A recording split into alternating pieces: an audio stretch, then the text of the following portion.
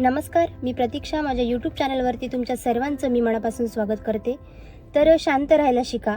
वेळ ही प्रत्येकाची येत असते. ज्या व्यक्तीला योग्य त्या ठिकाणी बोलायचं कळते ना, त्या व्यक्तीला जगातील कोणताच व्यक्ती त्याच्या कामापासून अडवू शकत नाही. त्यासाठी आपल्याला कुठे बोलायचं आणि कुठे नाही बोलायचं हे कळालं पाहिजे. तर आपण कधीही जो व्यक्ती जास्त बोलतो ना, त्याला तुम्ही बघा की लोक मूर्खामध्ये काढत असतात. म्हणजे गरजेपेक्षा जास्त जे बोलते ना ते मूर्ख असतात. आणि जे लोक शांत आणि संयमी असतात तेच आकाशाला स्पर्श करतात. म्हणजे याचं उदाहरण बघण्यासाठी तुम्ही गरुड बघा, शांत आणि संयमी असतं, पण आकाशाला स्पर्श करण्याची क्षमता ही त्याच्यामध्येच असते. आणि पोपट जास्त बोलतं पण ते आकाशाला स्पर्श करत नाही. त्यामुळं कधीही शांत राहून आपण आपली कामे परिपूर्ण करायची. भलेही आपल्यासोबत समोरचा व्यक्ती कसाही वागू द्या, समोरचा व्यक्ती जर आपल्यासोबत ताठपणे वागत असेल, उद्धट वागत असेल, तरी सुद्धा आपण त्याला शांततेने उत्तर द्यायचं. बोलून कधीच उत्तर द्यायचं नाही. आपण आपल्या कामातून, आपण आपल्या कृतीतून त्याला उत्तर द्यायचं. कारण एखादा व्यक्ती जर आपल्या समोर ताठ वागत असेल ना, तर विचार करा, डोंगरावर चढणारा कधी पण झुकून चालत असतो, परंतु तोच व्यक्ती डोंगरावरून खाली उतरताना ताठपणे उतरतो. त्यामुळे समजून जायचं की जो कोणी आपल्यासोबत ताठपणे वागत आहे तो खाली जात आहे, आणि जो कोणी आपल्यासमोर झुकत आहे तो उंचावर जात आहे. ही गोष्ट लक्षात ठेवायची. आणि तिसरी गोष्ट म्हणजे आपल्या मनातून भीती काढून टाकायची. जर आपल्याला एखाद्या गोष्टीची भीती वाटत असेल तर त्या भीतीला आपली कमजोरी नाही तर आपली ताकद बनवायची. तर यासाठी मी तुम्हाला गोष्ट सांगते. एक संन्यासी असतात, ते जंगलामध्ये राहायचे.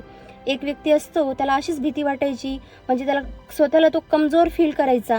त्यानंतर त्या संन्यासीला भेटण्यासाठी तो जातो. तिथे गेल्यानंतर त्या संन्यासीला म्हणतो की मला खूप भीती वाटते, मी कमजोर पडतो, मी माझे कोणतीच कामं करू शकत नाही. त्यावर ते संन्यासी म्हणतात की हे बघ, आपली जी भीती असते ना तीच सगळ्यात मोठी आपली ताकद असते. त्यावर तो माणूस हसतो, भीती तर कमजोरी असते, आपली ताकद कुठून असणार. तेवढ्यामध्ये काय होतं, जंगलामध्ये अनेक प्राण्यांचा ओरडण्याचा आवाज येतो, वाघाचा, सिंहाचा, जंगली कुत्र्यांचा. त्यावेळी तो व्यक्ती खूप घाबरतो. म्हणजे त्याला एवढा घाम येतो, त्याला काहीच कळत नाही. तो त्याच्या भविष्याचा विचार सोडून देतो, त्याच्या भूतकाळाला विसरून जातो. तो फक्त त्याच्या वर्तमानात जगतो आणि त्याची कानाच्या म्हणजे त्याचा कानाचा जो आवाज ऐकण्याची क्षमता असते ना ती फक्त त्या प्राण्याच्या आवाजाकडे असते. त्या व्यक्तीला एवढा घाम येतो, म्हणजे त्याचं पूर्ण कॉन्सन्ट्रेशन हे त्याच्या शरीरावर असतं. तेवढ्यात ते संन्यासी म्हणतो, हे बघ, तुला आता जंगली प्राण्यांचा आवाज आला तर तू सगळं काही विसरून गेलास. तू फक्त स्वतःच्या शरीराचा विचार केलास, म्हणजे तू भविष्य विसरून गेलास, तुझा भूतकाळ विसरून गेलास, तू फक्त वर्तमानात जगलास.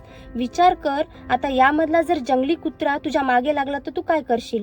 तर साहजिकच आहे, एखादा कुत्रा जर आपल्या मागे लागला तर आपण एवढ्या स्पीडनं पळतील, म्हणजे आपली जी रेग्युलर पळण्याची स्पीड आहे ना त्याच्यापेक्षा कितीतरी पटीनं आपण स्वतःचा जीव वाचवण्यासाठी पळत असतो. म्हणजे आपण सगळ्या गोष्टी विसरतो. म्हणजे त्या भीतीपुढे आपण काय करतो, स्वतःची एक क्षमता असते ना, किती पळू शकतो आपण, काय करू शकतो, त्या ताकदीमध्ये आपण येत असतो. आता दुसरं उदाहरण घ्यायचं असलं तर विचार करा, आपली एक्झाम 1 वर्षानंतर आहे. आपण काहीतरी प्रिपरेशन करतो ना, काहीच करत नाही किंवा सिरियस होत नाही, आपल्याला भीती सुद्धा वाटत नाही, कारण आपल्याकडे भरपूर टाइम असतो. आणि विचार करा, जर तीच एक्झाम 2 दिवसावर असेल तर आपण काय करतो, म्हणजे आपलं पूर्ण कॉन्सन्ट्रेशन आपण अभ्यासामध्ये देतो. आपल्याला भीती वाटते की 2 दिवसाला एक्झाम आहे आपली, आपण पास होणार की नापास होणार, आणि त्या भीतीपुढे आपण काय करतो, पूर्ण आपण अभ्यास करतो. आणि तो केलेला अभ्यास फक्त आणि फक्त आपण एकदा रीड करत असतो, आणि एकदा रीड केल्यावर ते पूर्ण आपल्या लक्षात बसते. आणि वर्षभर आपण भीतीपुढे कितीही रीड करू द्या, आपल्या लक्षामध्ये राहत नाही. तसंच म्हणजे ही भीती आपली ताकद असते. म्हणजे या भीतीपुढेच आपण आपली अनेक कामे करू शकतो. त्यामुळं भीतीला आपली ताकद बनवायची, नेहमी शांत राहायचं. आपल्यामध्ये जर शांत राहून संयम असला ना, आपण कोणतीही कामे परिपूर्ण करू शकतो. आणि वेळ ही प्रत्येकाची येत असते.